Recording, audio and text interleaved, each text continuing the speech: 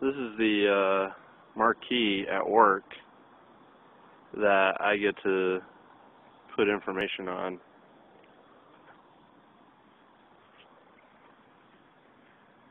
And I've pretty much been given free rights as long as it's the information that's pertinent to the time to put it up here however I want to.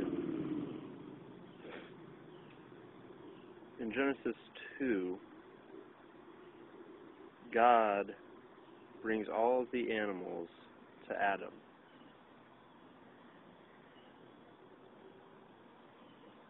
And he has to name them. And God still does things like that to us today. I remember hearing Erwin McManus, pastor at Mosaic, have sort of an open forum at church one Sunday. And he offered this advice to a young man who was struggling because he didn't feel like he could hear God's voice for the specifics of exactly what he should do. McManus said that he felt like when he was an immature Christian, that God gave him a lot more of the details. And he goes, he felt that was so that God could protect him from his own stupidity. Yet, as he matured, God gave him the opportunity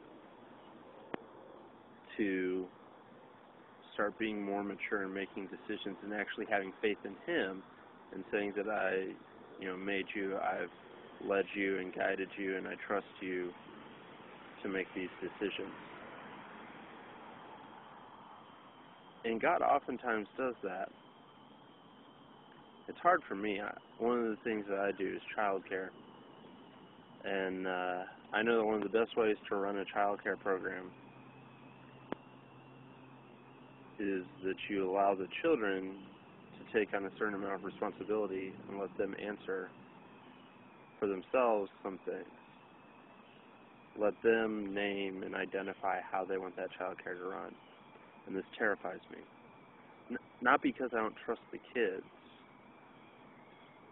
but because I realize I never trust myself to do that. And there are times where I keep wanting to run back to God and ask him, God, how do I do this? When he's standing there saying, do it the way that I would want you to do it. And I trust that you can make the right choice. And I believe in you.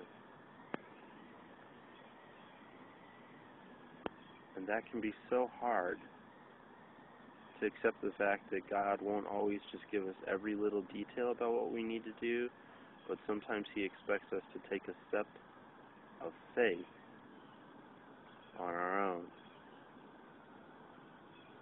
So what does God put before you today for you to name